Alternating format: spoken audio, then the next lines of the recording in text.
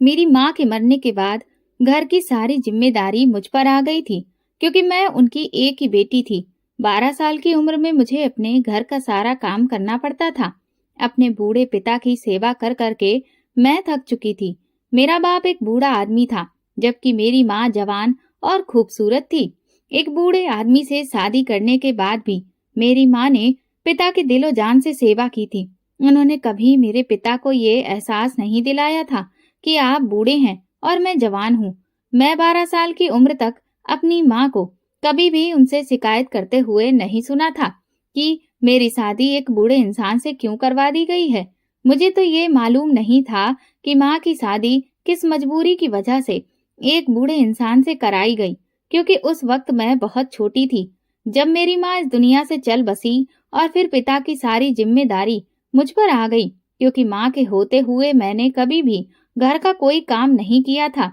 इसलिए मुझे इस बात का अंदाजा बिल्कुल भी नहीं था कि घर का काम किस तरह से किया जाता है और खाना वगैरह किस तरह से बनाया जाता है।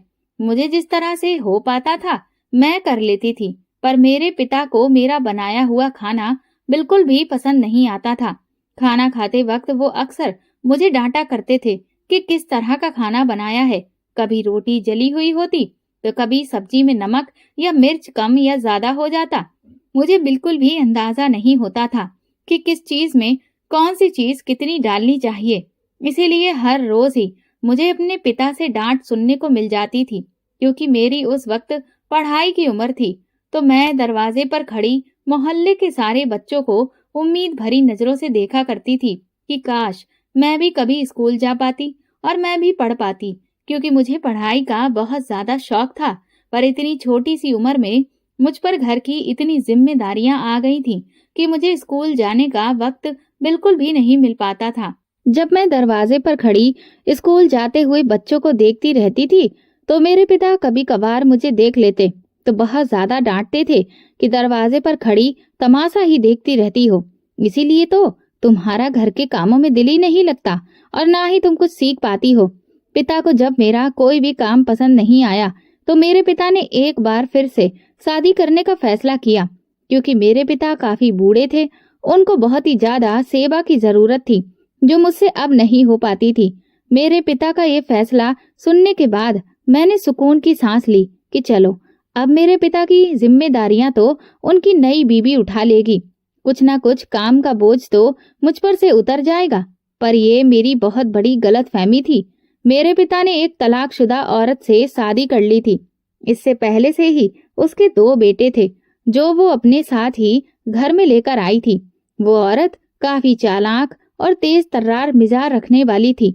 मैंने यही सोचा था कि उस औरत के आने के बाद वो सारा घर खुद ही संभाल लेगी, पर मेरी ये सोच गलत थी। उसने घर का कोई भी काम करने से इनकार कर दिया था और सारे घर का काम वो मुझसे ही करवाती थी। मेरे पिता के साथ साथ अब 3 और लोगों की जिम्मेदारी मेरे कंधों पर आ गई थी। सारा दिन मैं काम करती रहती, उन लोगों के कपड़े धोती, कपड़े प्रेस करती, घर की सफाई करती, खाना बनाती। इन सारे कामों से रात को जब मैं फ्री होती तो मेरी सौतेली माँ मुझसे अपने पैर भी दबाती। और जब भी मैं उनको ये बोल देती कि मैं बहुत थक गई हूँ, मुझे बहुत तेज नींद आ रही है, तो वो मुझे डांटने लग जाती थी।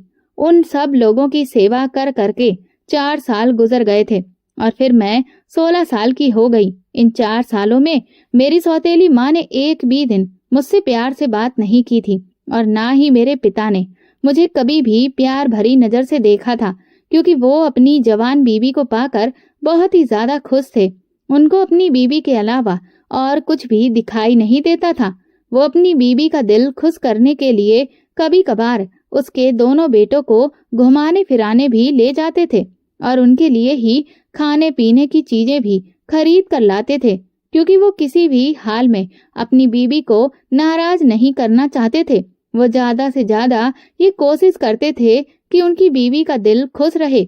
मेरी सौतेली माँ के दोनों बेटे मुझ पर इस तरह से हुक्म चलाते थे कि जैसे मैं उनकी कोई नौकरानी हूँ। अपने ही घर में दूसरों को मुझ पर हुक्म चलाते देखकर मेरा दिल जलता रहता था और मुझे बहुत ही दुख होता था कि मेरे पिता ये सब कुछ बैठे बैठे कैसे अपनी आंखों से देखते रहते हैं। उनको मेरा जरा भी ख्याल नहीं होता है कि मैं भी तो उनकी ही औलाद हूँ। उनको कभी तो मेरी तरफ से बोलना चाहिए या फिर अपनी बीवी से ये कहना चाहिए कि तुम अपने बेटों से कह दो कि वो मेरी बेटी पर इस तरह से हुक्म ना चलाया करें।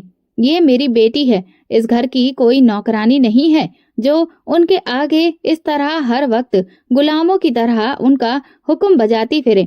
क्योंकि मेरी सौतेली माँ के बेटे तो पानी का गिलास तक खुद से उठाकर नहीं पीते थे, वो भी मुझसे ही मांगा करते थे। अगर कभी उनके काम में मुझे जरा सी भी देरी हो जाती तो मेरी माँ उसी वक्त मेरे पिता से शिकायत लगाकर मुझे उनसे डांट पड़वा देती थी और पिता की डांट से मुझे बहुत ज्यादा डर लगता था।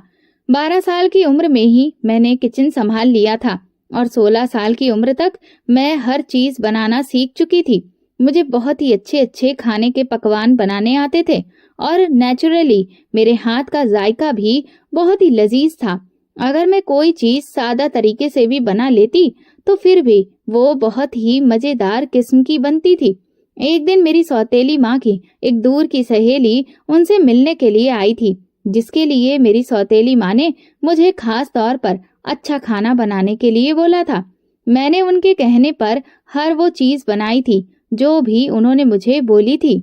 सौतेली माँ की सहेली जब हमारे घर आई तो मैं उनके सामने खाना जाकर पेश किया। उन्होंने जब मेरे हाथ का बना हुआ खाना खाया तो बहुत ज्यादा तारीफें करने लगी और मेरी सौतेली माँ से पूछने लगी कि जिस लड़की ने ये खाना बनाया है, ये लड़की कौन है? तो उन्होंने बताया कि ये मेरे पति की पहली पत्नी की बेटी सिमरन है। फिर तो उस औरत ने बड़े ही गौर से मेरी तरफ देखा और फिर वो मुझसे हाल चाल पूछने लगी। मैंने भी उनसे उनकी तबीयत के बारे में पूछा तो उन्होंने मेरे सर पर हाथ फेरते हुए मेरी माँ को कहा कि बड़ी ही प्यारी बच्ची है। क्योंकि मैं बहुत ही खूबसूरत थी, मैंने बहुत ही अच्छा रंग रूप पाया था, इसलिए मैं उस औरत को देखते ही पसंद आ गई। उस औरत ने मेरी सौतेली माँ से अपने बेटे के लिए मेरा रिश्ता मांग लिया। उस औरत ने सौतेली माँ से कहा कि मुझे भी ऐसी ही लड़की की तलाश थी जो खूबसूरत भी हो और घर गृहस्थी भी अच्छी तरह से संभालना जानती हो। इस लड़की की तो माँ भी नहीं है और ना ही इसकी कोई बहन है। मैं भी यही चाहती थी कि मुझे ऐसी कोई लड़की मिल जाए जिसका मायके से शादी के बाद कोई भी ज्यादा रिश्ता ना रहे। मुझे इस बात पर यकीन था कि मेरी उम्र अभी बहुत छोटी है, इसीलिए सौतेली माँ इस औरत को फिलहाल मेरा रिश्ता देने से इनकार कर देगी, क्योंकि वो औरत अपने बेटे की जल्द से जल्द शादी करवाना चाहती थी। ये बात भी उस औरत के मुंह से कहते हुए मैंने खुद सुनी थी। और फिर मेरी उम्र तो अभी सिर्फ 16 साल है, इसलिए यकीनन वो उस औरत को मेरे रिश्ते के लिए मना करेंगी। लेकिन आसमान तो मेरे सर पर तब फटा जब सौतेली माँ ने उस औरत से बदले में 5 लाख रुपए मांगे और 1 हफ्ते के अंदर अंदर मेरी शादी करने के लिए बोला। वो औरत तो खुशी खुशी 5 लाख देने के लिए राजी हो गई और मेरी सौतेली माँ से बोली कि अभी ये रिश्ता पक्का ही समझो, शादी वाले दिन मैं आऊंगी और तुम्हारे 5 लाख रुपए भी तुम्हें दे जाऊंगी। वो औरत ये खुशखबरी अपने घर वालों को सुनाने के लिए जल्दी से अपने घर चली गई।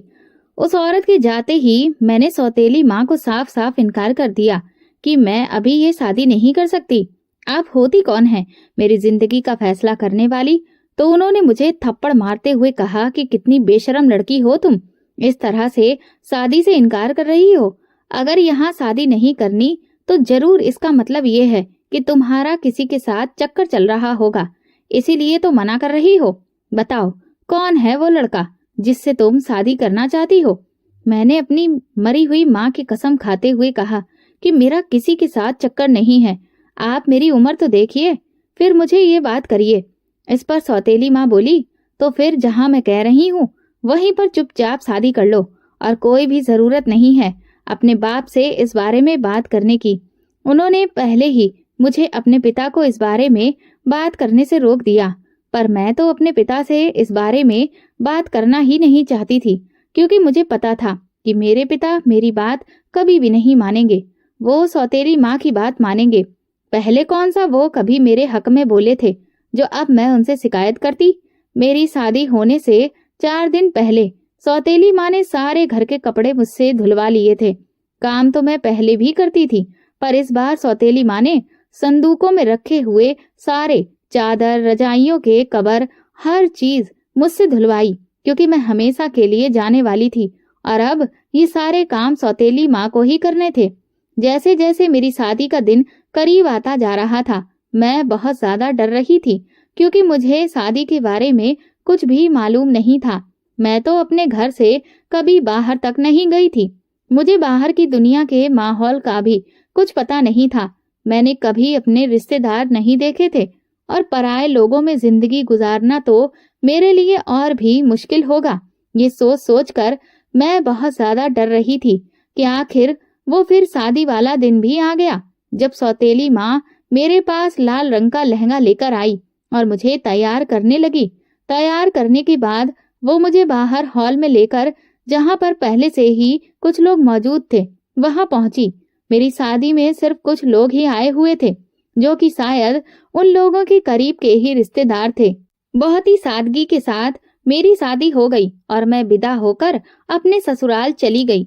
मेरी सास ने मुझे एक कमरे में जाकर बिठाया, जहाँ पर बहुत ही खूबसूरत फूलों की सेज सजी हुई थी। मैंने जिंदगी में पहली बार इतना खूबसूरत कमरा देखा था, क्योंकि हम तो बहुत ही गरीब लोग थे। हमारे पास तो पुराना सा कच्चा घर था। इस कमरे में एक बहुत ही खूबसूरत बड़ा बेड पड़ा हुआ था, जिस पर बहुत खूबसूरत फूलों की सेज सजी हुई थी, जिसे देखकर मैं बहुत ज्यादा खुश हो रही थी। इस कमरे में एक बड़ा सा ड्रेसिंग टेबल भी था, जिसके सामने खड़े होकर मैं शीशे में खुद को देखे चली जा रही थी। मैंने जिंदगी में आज पहली बार इतना मेकअप किया था, जिसमें मैं खुद को बहुत ही हसीन लग रही थी। प्यारी तो मैं पहले भी बहुत ज्यादा थी। अच्छा रंग रूप था, कद काठी भी अच्छी थी, बाल भी लंबे थे, पर मेकअप ने तो मेरी खूबसूरती में और भी चार चांद लगा दिए थे। आईने में खुद को देखने के बाद मैं उस सोफे पर जाकर बैठी, जो बहुत ही नरम था। मुझे वहां पर बैठने में बहुत मजा आ रहा था। मैंने जिंदगी में पहली बार इतना बड़ा और नरम सोफा देखा था। इस कमरे की हर चीज बहुत महंगी और खूबसूरत लग रही थी।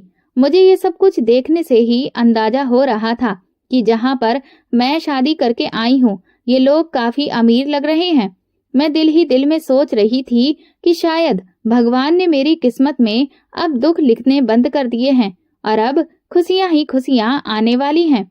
मैं अपनी आने वाली जिंदगी के बारे में सोच सोच कर बहुत ज्यादा खुश हो रही थी, जब दरवाजा खुलने की आवाज आई और एक खूबसूरत और नौजवान सा लड़का अंदर आया और उसने आते ही कुंडी लगा दी, जो कि मेरा पति था।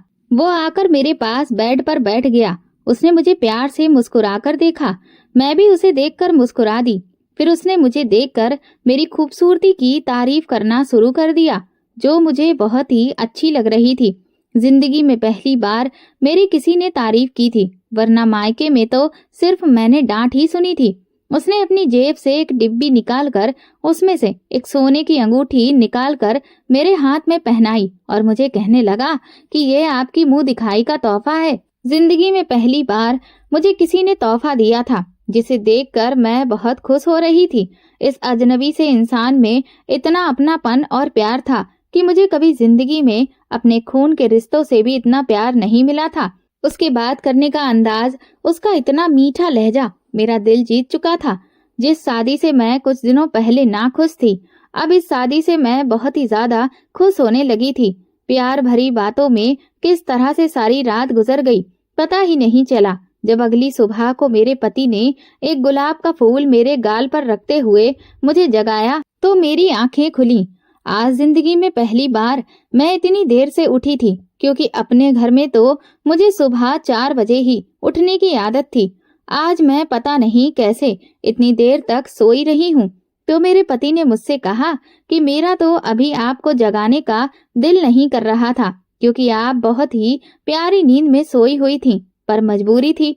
माँ नीचे नाश्ते पर बुला रही है, इसलिए मुझे आपको जगाना पड़ा। मैंने अपने पति को कहा कि आज ये मेरी जिंदगी की पहली रात थी जिसमें मैं इतनी सुकून की नींद सोई हूँ, वरना मैं कभी भी बेफिक्र होकर ऐसी सुकून की नींद नहीं सोई। मेरे पति ने उस वक्त मुझसे वादा किया कि आपकी आने वाली हर सुबह आपको सुकून भरी मिलेगी। ये मेरा आपके साथ वादा है। मैं आपकी जिंदगी में इतनी खुशियां भर दूंगा कि आपको कभी भी अपना अतीत याद नहीं आएगा। इतने प्यार करने वाले पति को पाकर मैं बहुत ज्यादा खुश थी। मैंने भगवान का बहुत बहुत शुक्रिया अदा किया था कि उन्होंने मुझे कुछ सालों तक दुख देकर सारी जिंदगी के लिए खुशियां दे दी हैं। जल्दी से तैयार होकर मैं और मेरे पति साथ ही बाहर हॉल में चले गए, जहां पर सब लोग हमारा नाश्ते की मेज पर इंतजार कर रहे थे। हमने वहां पहुंचकर सभी को सुप्रभात कहा तो सब लोगों ने भी हमें जवाब दिया। मेरे ससुराल में मेरे सास ससुर और मेरे 2 छोटे देवर थे, जो उस वक्त खाने की मेज पर मौजूद थे। मेरी सास ने अपने पर्स से पैसे निकालकर उसी वक्त हम पति पत्नी की नजर उतारी और नौकरानी के हाथ में थमा दिया। मैं ये देखकर काफी हैरान हो रही थी कि इंसान की जिंदगी में इतना बड़ा बदलाव इतनी जल्दी कैसे आ सकता है कि जिन पैसों के लिए मैं तरसती थी, मुझे अपनी जरूरत के लिए मेरी सौतेली माँ 50 रुपए तक नहीं देती थी, आज हजारों के नोट मुझ पर बारे जा रहे थे। ये जरूर मेरी किसी न किसी अच्छाई का सिला था जो मुझे इस रिश्ते के रूप में मिला था। हम सब घर वालों ने मिलकर जब नाश्ता किया तो मेरी सास ने मुझे मीठा बनाने के लिए बोला। उन्होंने कहा कि हमारे परिवार की रस्म है, हम आने वाली नई बहू के हाथ से मीठा बनवाते हैं। मैंने सभी लोगों के लिए खीर बनाई है। खाने में तो क्योंकि हर चीज ही बहुत अच्छी बनाती थी, तो उस दिन मैंने खीर बनाते हुए ये खास ख्याल रखा कि अच्छी सी खीर बना लूं ताकि सभी लोगों को पसंद आ जाए। मैंने दिल से मेहनत की तो खीर भी बहुत ही ज्यादा अच्छी बन गई, जो सबको बहुत ज्यादा पसंद आई। खीर खाने के बाद मेरे ससुर जी ने मुझे इनाम के तौर पर 20,000 रुपए दिए और कहा कि बहू, दोबारा फिर से मेरे लिए इसी तरह की मजेदार खीर बनाती रहना। मुझे उस वक्त बहुत ज्यादा खुशी हो रही थी कि सब लोगों को मेरे हाथ की बनी हुई खीर पसंद आ गई है। मैंने अपनी शादी के दूसरे दिन अपने घर को खुद संभालने का सोच लिया और सास के पास चली गई। मैंने सासू माँ से पूछा कि आज खाने में क्या बनेगा। मैं आज ही आप सबके लिए खाना बनाऊंगी, बस आप मुझे बता दीजिए। तो मेरी सास मुझसे कहने लगी कि बेटा, इतनी जल्दी क्या है, अब तो सारी जिंदगी तुम्हें ही इस घर को संभालना है। मेरी तो हड्डियों में अब इतनी जान नहीं है कि घर का काम कर सकूं या घर को संभालूं। तुम्हारा ही घर है, तुम्हें ही संभालना है, पर तुम्हारी नई नई शादी हुई है, अभी तो शादी को सिर्फ दूसरा ही दिन हुआ है। तुम्हारे तो हाथों की मेहंदी भी अभी तक नहीं उतरी है। अभी से मैं तुमसे काम नहीं करवाऊंगी। तुम्हारी शादी के पहले दिन है, इसीलिए जाओ, खुद को सजाओ संवारो, अपने पति के लिए खुद को तैयार रखो, उसका दिल खुश रखो और खूब एंजॉय करो। भगवान तुम दोनों की जोड़ी सलामत रखे, तुम दोनों को इसी तरह हमेशा खुश रखे। आगे चलकर तुमको ही तो इस घर को संभालना है। मुझे तो अपनी किस्मत पर यकीन नहीं आ रहा था कि मेरी किस्मत भी इतनी अच्छी हो सकती है। मैं भी इतनी खुशकिस्मत हो सकती हूँ कि मुझे इतनी अच्छी सास मिली है। मेरी सास ने मेरे पति को मुझे हनीमून पर ले जाने को कहा तो मेरा पति मुझसे पूछने लगा कि जाने मन, कहाँ चलना है, हुक्म करो, जहाँ तुम बोलोगी वहीं पर तुम्हें ले जाऊंगा। मैं तो कभी अपने मोहल्ले से भी बाहर नहीं गई थी, तो मुझे तो शहरों के नाम तक नहीं पता थे कि इंडिया में भी कौन कौन से शहर हैं, तो विदेश के नाम को मैं तो सोच भी नहीं सकती थी। मैंने तो बस दूसरों के मुंह से ही हमेशा विदेश के नाम सुने थे, तो मुझे तो किसी भी जगह के बारे में पता ही नहीं था जो मैं अपने पति को कुछ बताती। अब मैं क्या कहूँ कि मुझे कहाँ जाना है। मैंने बस उनसे इतना ही बोल दिया कि जहाँ आपका दिल करे वहीं ले जाइए, तो उन्होंने मुझे दुबई ले जाने का फैसला किया। कुछ दिनों के बाद मेरे पति ने दुबई के 2 टिकट लाकर मेरे हाथ में थमा दिए और कहा कि जल्दी से अब पैकिंग करना शुरू कर दो, कल ही हमारी फ्लाइट है। मैंने अपनी जरूरत का सारा सामान पैक किया और हम दोनों दुबई के लिए रवाना हो गए। मैंने जिंदगी में पहली बार भगवान की बनाई हुई इतनी खूबसूरत दुनिया देखी थी। मेरे पति ने मुझे बहुत ही अच्छी अच्छी जगह पर सैर करवाई। हमने अच्छे अच्छे होटल में खाना खाया। उस दिन मुझे पता चला कि जिंदगी का मजा तो भगवान की बनाई हुई खूबसूरत दुनिया को देखने में है। मैंने तो अपने पुराने से घर के अलावा कभी कुछ देखा ही नहीं था। मेरे पति ने मुझे दुबई के बड़े बड़े शॉपिंग मॉल में ले जाकर कहा कि तुम्हारा जो दिल करे तुम अपने लिए यहाँ से खरीद लो। मैं सबसे पहले अपने घर वालों के लिए ही खरीदारी की, क्योंकि मैं उनके दिल में अपने लिए जगह बनाना चाहती थी। उन लोगों से मुझे इतना प्यार मिल रहा था तो मुझे हर अच्छी चीज दिखते ही अपने सास ससुर याद आ जाते थे कि ये चीज मैं उनके लिए खरीदनी चाहिए। मैंने अपने लिए तो बहुत ही कम चीजें खरीदी थी। तकरीबन 8 दिन दुबई में गुजारने के बाद हम घर वापस आ गए। घर आने के बाद मैं सास ससुर के लिए खरीदे हुए तोहफे उनको देने गई तो वो लोग बहुत ही खुश हो गए। दुबई से आने के बाद मेरी सास ने पूरे घर की जिम्मेदारी अब मुझ पर ही डाल दी थी, जो मैंने खुशी खुशी अपना ली थी। मुझे तो घर का काम पहले से ही मुश्किल नहीं लगता था, क्योंकि मुझे बचपन से ही आदत थी घर का काम करने की, तो मेरे लिए तो यह बहुत ही मामूली सी बात थी। मैं खाना बनाने के बाद सारे घर की सफाई भी खुद ही कर लेती थी। हमारे घर में नौकरानियां तो थीं, लेकिन मुझे इतना खूबसूरत घर की सफाई करना बहुत अच्छा लगता था। मैं तो अपने कच्चे से घर को भी साफ सुथरा रखती थी, पर अब तो ये एक महल से कम नहीं था, तो मैं इसको भला कैसे साफ ना रखती। मेरी सास मुझसे अक्सर बोला करती थी कि साफ सफाई के लिए मैंने नौकरानियां रखी हुई हैं, बस तुम खाना बना लिया करो। पर मुझे घर की सफाई खुद करना बहुत अच्छा लगता था, इसीलिए कभी कभार मैं कर लेती थी। सारा दिन खुद को काम में व्यस्त रखकर जब मैं कमरे में जाती तो मेरा पति अक्सर मुझसे शिकायतें करता कि जब से तुमने घर संभालना शुरू किया है तब से तुम मुझे बहुत ही कम टाइम दिया करती हो। असल में वो ठीक ही बोलते थे। मैंने खुद ही उन लोगों से ज्यादा घुल मिल नहीं पाती थी, क्योंकि वो अजनबी लोग थे। मैं कोशिश करने के बावजूद भी उन लोगों से ज्यादा बातचीत नहीं कर पाती थी, फिर चाहे वो मेरे पति ही क्यों ना हो, क्योंकि मैं हमेशा ही घर में अकेली पली बड़ी थी।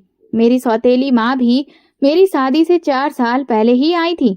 मुझे ज्यादा लोगों में रहने की बहुत ही कम आदत थी। मैं अकेले जिंदगी गुजार कर अकेलेपन की आदी हो चुकी थी, इसलिए मुझे किसी से भी बात करने की आदत नहीं थी। इस कारण मैं खुद को घर के काम में व्यस्त रखती थी, ताकि मुझे किसी से बात ना करनी पड़े। मेरे पति को तो मुझसे शिकायत थी, पर मेरी सास मुझसे बहुत ही ज्यादा खुश थी, क्योंकि उनको मेरा इस तरह से घर संभालना बहुत ही अच्छा लगता था। वो अक्सर मुझसे कहती थी कि मुझे बहू के रूप में बेटी मिल गई है, क्योंकि मैं काम करने के बाद अक्सर सास के पैर भी दबा दिया करती थी। मैं उनकी बहुत बड़ी शुक्रगुजार थी, क्योंकि उन्होंने ही तो मुझे अपने बेटे के लिए पसंद किया था, और मैं उनके इस आलीशान घर में बहुत ही खुश और सुखी जिंदगी गुजार रही थी। ये सब कुछ उनकी वजह से ही हुआ था, इसीलिए मैं उन्हें ज्यादा से ज्यादा खुश करना चाहती थी। एक दिन मैं अपने पति के साथ अपने कमरे में बैठी बातें कर रही थी कि तभी अचानक मेरी सास के जोर से चिल्लाने की आवाज आई, जो अपने बेटे यानी कि मेरे पति रवि को बुला रही थी। और इस तरह उनकी ऊंची ऊंची आवाजें सुनते ही हम लोग काफी घबरा गए और दौड़ते हुए उनके पास गए, तो सामने का नजारा देखकर हमारे पैरों तले से तो जमीन ही निकल गई थी, क्योंकि वहां पर मेरे ससुर नीचे जमीन पर गिरे पड़े थे और मेरी सास उनके साथ में बैठी जोर जोर से रो रही थी। मेरे पति ने अपने पिता को उसी वक्त उठाया और गाड़ी में डालकर जल्दी जल्दी अस्पताल की तरफ भागे। अस्पताल ले जाने के बाद पता चला कि मेरे ससुर को पैरालाइज का अटैक हुआ है। ये खबर सुनते ही मेरी सास और भी ज्यादा रोने लगी थी। फिर मैंने अपनी सास को दिलासा देते हुए चुप करवाने की काफी कोशिश की थी, पर उनके लिए तो अब ये खबर काफी बुरी थी, इसलिए फिलहाल तो वो चुप होने का नाम ही नहीं ले रही थी। कुछ दिन अस्पताल में गुजारने के बाद मेरे पति ने अपने पिता को घर लाना ठीक समझा। इसके बाद घर के सारे लोग ही उनका बहुत अच्छे से ख्याल रखने लगे थे। मेरी सास अपना सारा वक्त उनको ही देती थी, उनके खाने पीने का ख्याल रखती थी, उनकी दवाइयाँ उन्हें खुद अपने हाथों से खिलाती, जबकि मेरी भी पूरी कोशिश थी कि मैं अपने सास ससुर की अब और भी ज्यादा सेवा करूं, क्योंकि उन्हें भी मेरी सेवा की बहुत ज्यादा जरूरत थी।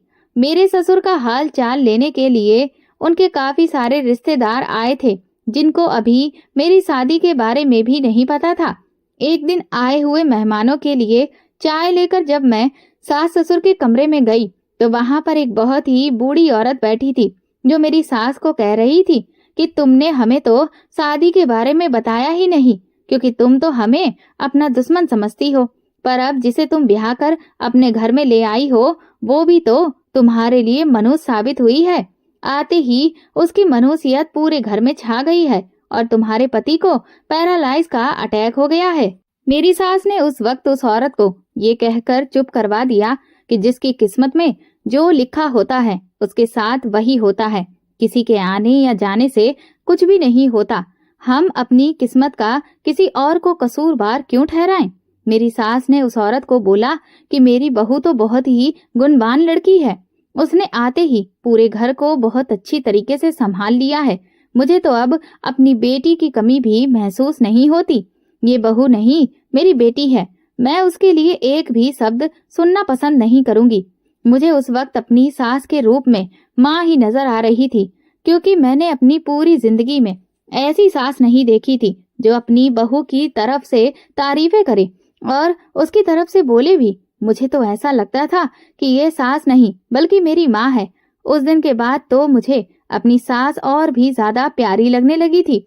मेरी सास अपने पति की सारा दिन सेवा करती रहती थी, तो मैं रात को जाकर अपनी सास के पैर दबाती थी। काफी देर गुजर जाने के बाद मेरी सास ने मुझसे कहा कि बेटा, तुम भी जाकर अब सो जाओ। सारा दिन तुम घर को संभालती हो, मेहमानों को देखती हो और रात में मेरे पैर दबाती हो। तुम भी तो थक जाती होगी। जाओ, जाकर सो जाओ। मैंने अपनी सास को बोला कि मैं तो अपनी माँ की कभी सेवा नहीं की थी। माँ के पैरों में तो स्वर्ग होता है ना। आपके पैरों में अब मुझे वो स्वर्ग नजर आता है। मुझे अपने स्वर्ग से दूर ना कीजिए। मुझे आप अपनी सेवा करने दीजिए। मेरी सास मेरे सर पर हाथ फेरते हुए मुझे बहुत सारी दुआएं देती थी। कुछ दिन गुजर जाने के बाद जब मेरे ससुर की तबीयत कुछ संभली तो फिर लोगों की जान में जान आई। अब मेरे ससुर थोड़ा बहुत बोल लेते थे, क्योंकि पहले तो उनका बोलना भी बंद हो गया था और वो बिस्तर से उठ नहीं पाते थे। अब मेरे पति उन्हें कभी कभार व्हील चेयर पर बिठाकर कमरे से बाहर ले जाते थे, जिसकी वजह से मेरे ससुर की तबीयत में और भी ज्यादा बेहतरीनी आ गई थी और अब वो कुछ खुशी सी महसूस करने लगे थे। मेरे ससुर की बीमारी के बाद सारे कारोबार की जिम्मेदारी मेरे पति पर ही आ गई थी, तो वो भी अब काफी व्यस्त रहने लगे थे। वह अक्सर मुझे ये कहा करते थे कि पिताजी ने कभी भी मुझ पर कोई जिम्मेदारी नहीं डाली थी। वो हर चीज खुद ही संभाला करते थे। उन्होंने हमें बहुत ही प्यार और लाड से पाला है। हमें तो किसी चीज के बारे में पता तक नहीं होता था। अब जब पिताजी के सारे कारोबार की जिम्मेदारी मुझ पर आ गई है, तो मुझे तो किसी भी चीज के बारे में मालूम भी नहीं है। इसीलिए मुझे बहुत टेंशन रहती है कि पिताजी का इतना बड़ा कारोबार मैं अकेले कैसे संभालूं, क्योंकि मेरे पति के दोनों भाई तो अभी भी काफी छोटे थे, जो अभी सिर्फ पढ़ रहे थे। एक दिन सुबह को मेरे पति देर तक सोते रहे तो मुझे बहुत परेशानी होने लगी, क्योंकि मेरे पति की आदत थी वो सुबह जल्दी ही उठ जाते थे। मैं नाश्ता बनाकर फ्री होकर कमरे में आई तो मेरे पति अभी तक सो रहे थे। मैं उनको उठाने के लिए उनके पास गई और आवाज दी तो उन्होंने मुझे जवाब नहीं दिया। मैंने उन्हें हिलाकर जब बुलाया तो उन्होंने फिर भी मुझे जवाब नहीं दिया। मैं तो घबरा गई और दौड़ती हुई अपनी सास के पास चली गई कि रवि को पता नहीं क्या हो गया है, वो नींद से उठ ही नहीं रहे हैं। मेरी सास के तो जैसे सर पर आसमान ही टूट पड़ा था। वो तुरंत ही दौड़ती हुई मेरे साथ कमरे में आईं और उन्होंने रवि को काफी आवाजें दी, उनके ऊपर पानी के छींटे मारे, पर रवि वो होश में नहीं आए। वो अपने छोटे बेटे से कहकर रवि को अस्पताल ले गईं और मैं भी उनके साथ अस्पताल चली गई। रवि का चेकअप करते हुए डॉक्टर ने हमें जो खबर सुनाई तो हम पर बिजली ही गिर गई थी। डॉक्टर ने हमें बताया कि रवि को ब्लड कैंसर है। मेरी सास बेचारी अपने बेटे की इतनी बुरी बीमारी के बारे में सुनकर बहुत रो रही थी और मुझे तो जैसे यकीन ही नहीं आ रहा था। अभी अभी तो खुशियों ने मेरी जिंदगी में कदम रखा था और इतनी जल्दी ही मुझसे वो सारी खुशियां छीनने जा रहा था। मुझे बिल्कुल भी यकीन नहीं आ रहा था। मेरी आंखों से सिर्फ आंसू बहते जा रहे थे जब मेरी सास मेरे पास आई और मेरा हाथ पकड़कर मुझे उस कमरे से बाहर ले गई जिस कमरे में रवि एडमिट था। मेरी सास मुझे मनहूस कहकर कहने लगी कि तुम्हारी मनहूसियत वाकई मेरे घर की खुशियों को निगल गई है। मेरी जिंदगी से, मेरे बेटी की जिंदगी से अब तुम वापस आने के बारे में सोचना भी मत। मैं अपनी सास की मिन्नतें करते हुए कहने लगी कि माँ जी, इसमें मेरा कोई दोष नहीं है, पर मेरी सास मेरी एक भी बात सुनने के लिए तैयार नहीं थी। उन्होंने अपने दोनों बेटों से कहकर मुझे हॉस्पिटल से उसी वक्त धक्के देकर बाहर निकलवा दिया और ये तक नहीं सोचा कि रवि की बीमारी का जितना दुख उन्हें हुआ है उससे कहीं ज्यादा तो मुझे भी हुआ है। मैं रोती हुई अपने मायके चली गई तो मेरी सौतेली माँ मुझे देखकर परेशान होने लगी और बोली कि तुम यहाँ पर क्यों आई हो? तुम्हारी सास ने तो मुझसे कहा था कि तुम अब कभी भी अपने मायके नहीं आओगी, तो फिर यहाँ आने की क्या वजह है? मेरी सौतेली माँ मुझसे कहने लगी कि अगर थोड़ी देर के लिए आई हो तो फिर ठीक है, अगर रहने के लिए आई हो तो अभी यहाँ से चली जाओ, क्योंकि तुम्हारी हालत और तुम्हारी शकल बता रही है कि तुम्हें उस घर से निकाला गया है। मैंने तुम्हें यहाँ रखने के लिए तैयार नहीं हूँ, क्योंकि तुम्हारे बाप की दवाइयों पर भी बहुत पैसा खर्च हो चुका है। तुम्हारा पेट पालने के लिए अब मेरे पास पैसे नहीं हैं। मैंने तो अभी अपनी दुख भरी दास्तान अपनी माँ को सुनाई भी नहीं थी और उन्होंने तो पहले ही मुझे रखने से इनकार कर दिया। मेरे दोनों सौतेले भाइयों ने धक्के देकर मुझे उसी वक्त घर से बाहर निकाला और मैं रोड पर जा गिरी। अपने मायके के दरवाजे पर रोते रोते सारी रात गुजर गई, पर सौतेली माँ ने दरवाजा नहीं खोला। वो मैं भूखी प्यासी सारी रात गुजारी थी। मैं सुबह के वक्त उस दरवाजे से उठी। मेरे शरीर में बिल्कुल भी ताकत नहीं बची थी कि मुझसे चला भी जाए, क्योंकि एक तो मेरे पति की बीमारी का सदमा था, दूसरा घर से निकल जाने का भी दुख भी था। मुझे यकीन था कि मेरा पति मुझे जरूर वापस बुलाएगा, क्योंकि वो मुझसे बहुत ज्यादा प्यार करता था। मैंने फिर से अपने ससुराल जाने की लगी। चलते चलते रास्ते में अचानक से मेरा सर चकराने लगा और मैं बेहोश होकर गिर गई। जब मेरी आंख खुली तो फिर मैं एक अस्पताल में मौजूद थी और एक औरत मेरे साथ में खड़ी थी। मैंने उस औरत से सवाल किया कि मैं कहाँ हूँ और मुझे क्या हुआ है, तो उस औरत ने मुस्कुराते हुए मुझे जवाब दिया कि मुबारक हो, आप माँ बनने वाली हैं। आप सड़क पर बेहोश पड़ी हुई मुझे मिली थी, तो मैं आपको अस्पताल में ले आई, जहाँ मुझे पता चला कि आप तो माँ बनने वाली हैं। उस औरत ने मुझसे कहा कि आप कौन हो, कहाँ रहती हो, मैं आपको आपके घर तक छोड़कर आती हूँ। तो ये बात सुनते ही मेरी आंखों से आंसू बहने लगे। मैंने उस औरत को कहा कि मेरा तो कोई भी घर नहीं है, कि घर का पता मैं आपको दूं। मेरे पति के घर से मुझे मनहूस कहकर निकाल दिया गया है और मेरे पिता के घर से भी मुझे ये कहकर निकाला गया कि मेरा बोझ वो लोग नहीं उठा सकते। वो औरत बहुत ही अच्छी और रहमदिल थी। वो मुझे अपने साथ अपने घर ले गई। उस औरत के घर में मेरा बहुत ही अच्छे तरीके से ख्याल रखा जा रहा था, इस वजह से क्योंकि मैं पेट से थी। उस औरत को जब मैंने अपनी सारी कहानी सुनाई तो उसे भी बहुत अफसोस होने लगा कि मेरे साथ बहुत ही गलत हुआ है। उस औरत ने अपने बारे में मुझे बताया कि उसके पति का एक रोड हादसे में देहांत हो गया है। ये खबर सुनने के बाद मुझे बहुत ही दुख हो रहा था, क्योंकि वो औरत अभी जवान थी। उस औरत ने मुझे कहा कि मैं इस घर में अकेली ही रहती हूँ, तुम जब तक चाहो मेरे साथ रह सकती हो। पर मैंने उस औरत का धन्यवाद करते हुए कहा कि नहीं, मुझे अपने पति के घर जाना है। भले ही मेरी सास ने उस वक्त गुस्से में मुझे घर से निकाल दिया, पर मैं अपनी तरफ से पूरी कोशिश करूंगी अपना घर बचाने की। मुझे यकीन है कि जब मेरा पति मुझे देखेगा तो वो मेरी सास को मुझे घर से निकालने से रोकेगा, क्योंकि मेरा पति मुझसे प्यार करता है। वो औरत अपने साथ अपनी गाड़ी में मुझे मेरे ससुराल ले गई। मेरे तो पैरों तले से जमीन निकल गई ये देखकर कि जब हम वहां पहुंचे और देखा कि मेरे ससुराल वाले घर पर तो ताला लगा हुआ था और वहां मोहल्ले वालों से हमें पता चला कि ये लोग रवि का इलाज करवाने के लिए लंदन चले गए हैं और कभी भी वापस नहीं आएंगे। मैं अपनी किस्मत पर बहुत ही ज्यादा रो रही थी। उस नेक औरत ने मुझे हौसला देते हुए कहा कि शायद ये रिश्ता तुम्हारी किस्मत में आगे लिखा ही नहीं था, तो तुम सब्र के अलावा अब और कुछ भी नहीं कर सकती। उस औरत ने पूरे 9 महीने मेरा बहुत ज्यादा ख्याल रखा, जिसका एहसान जिंदगी भर मैं नहीं उतार सकती। जब मेरा बच्चा पैदा हुआ तो मुझे बहुत खुशी होने लगी कि अब मेरा बेटा इस दुनिया में आ गया है। मुझे किसी के सहारे की जरूरत नहीं है। मैंने अब ये इरादा कर लिया था कि जिंदगी में अब कभी भी ना पति के घर जाऊंगी और ना ही अब मैं अपने बाप के घर में जाऊंगी। मैं अपने बेटे को पढ़ा लिखा कर एक अच्छा मुकाम हासिल करवाऊंगी। मैं जिस औरत के घर में रहती थी उसका नाम अंकिता था। वो मेरा बहुत अच्छे से ख्याल रखती थी। वो मेरे बेटे को बिल्कुल अपने बेटे की तरह समझती थी। उसने मुझसे बोला था कि जब मेरे पति जिंदा थे तो उन्हें छोटे बच्चे बहुत पसंद होते थे। वो अक्सर मुझसे बोला करते थे कि भगवान हमें भी जल्द से जल्द औलाद की खुशी दे, पर ये खुशी देखने से पहले ही वो इस दुनिया से विदा हो गए।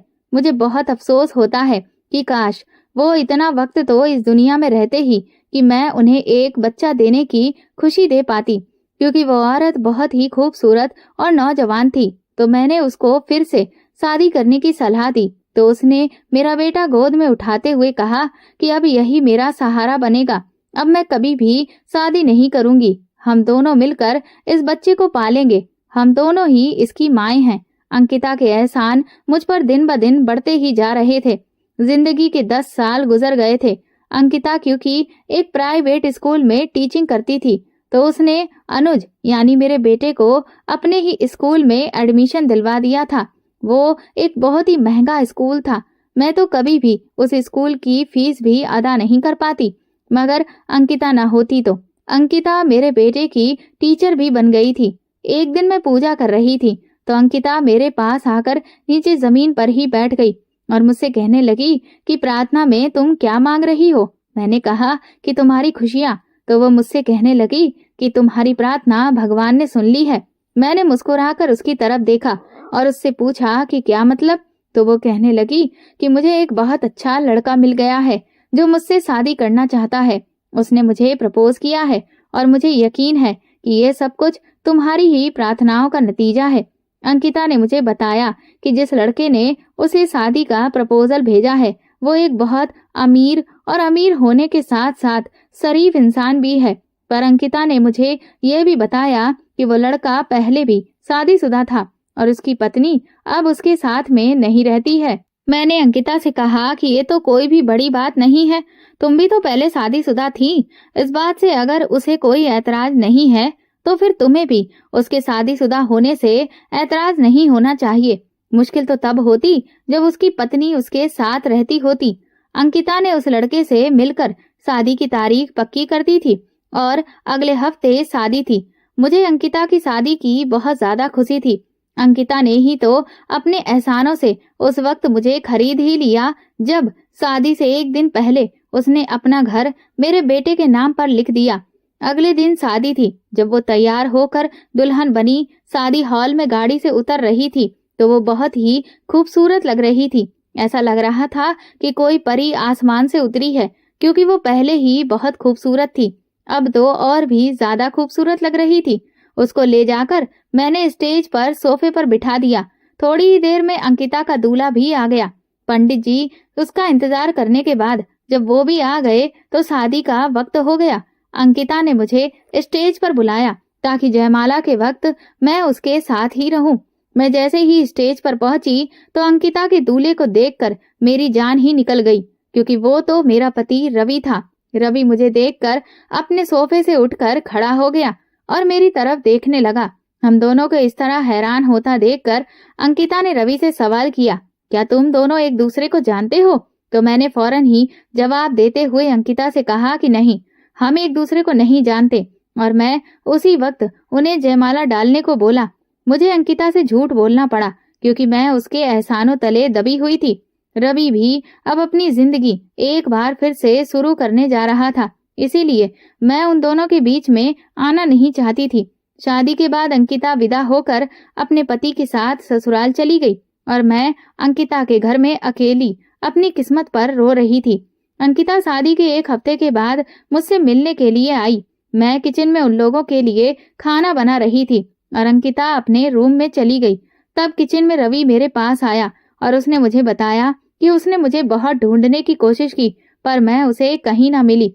उसने मुझसे कहा कि जब वो इलाज के लिए लंदन गया तो वहां पर उसे पता चला कि उसकी रिपोर्ट्स किसी और के साथ चेंज हो गई थी और उसको वो बीमारी नहीं थी। ये खबर सुनने के बाद मुझे काफी खुशी महसूस हुई। मैंने उससे कहा कि शायद हम दोनों का साथ कुछ दिनों का ही था, इसीलिए हम दोनों एक दूसरे से अलग हो गए। एक शहर में रहते हुए भी आप मुझे नहीं ढूंढ पाए, जबकि इसी घर में आपने अंकिता को पा लिया। रवि ने मुझसे कहा कि वो मेरे बिना नहीं रह सकता, वो अंकिता से इस बारे में बात करेगा कि हम सब मिलकर साथ रहें, पर मैंने उसको इनकार कर दिया क्योंकि अंकिता के मुझ पर इतने ज्यादा एहसान थे कि मैं उसको जरा सा भी दुख नहीं देना चाहती थी। रवि ने अनुज के बारे में पूछा तो मैंने उसको बता दिया कि अनुज उनका ही बेटा है, तो उन्हें बहुत खुशी होने लगी और उनकी आंखों से आंसू बहने लगे। रवि ने मुझे कहा कि भले ही तुम मेरे साथ रहना पसंद ना करो, पर मैं अपनी बेटी की पूरी जिम्मेदारी खुद ही उठाऊंगा। मैंने उन्हें कहा कि अंकिता ने माँ बनकर अनुज को पाला है। उसने अपना ये घर भी अनुज के नाम पर लिख दिया है। आप जब चाहे यहाँ आ सकते हो, ये अनुज को अपने घर बुला सकते हो। इस बात से अंकिता को कोई भी ऐतराज नहीं होगा, क्योंकि अनुज अंकिता को अपनी औलाद की तरह ही प्यारा है। पर आप ये बात कभी भी अंकिता को पता नहीं चलने देंगे कि अनुज आपका और मेरा बेटा है। मैंने रवि को कहा कि अंकिता का बहुत ख्याल रखना। उसने पहले एक पति खोया है, अब अगर वो आपको खो देगी तो शायद जिंदा ना रह पाए। रवि ने मुझसे कहा कि तुम परेशान मत हो, मैं कभी भी अंकिता को कोई भी दुख नहीं दूंगा। हमेशा मैं उसको खुश रखने की कोशिश करूंगा। शाम को अंकिता और रवि वापस लौट गए और मैं अब अपनी खुशियां अपने बेटे में ही ढूंढ चुकी हूँ। दोस्तों, अगर आपको हमारी ये कहानी पसंद आई है तो कमेंट करके जरूर बताएं और वीडियो को लाइक करके ज्यादा से ज्यादा शेयर करें। और चैनल पर नए हैं तो प्लीज सब्सक्राइब जरूर करें और हाँ, नोटिफिकेशन बेल को जरूर दबाएं ताकि अगली अपडेट सबसे पहले आपको मिले। धन्यवाद।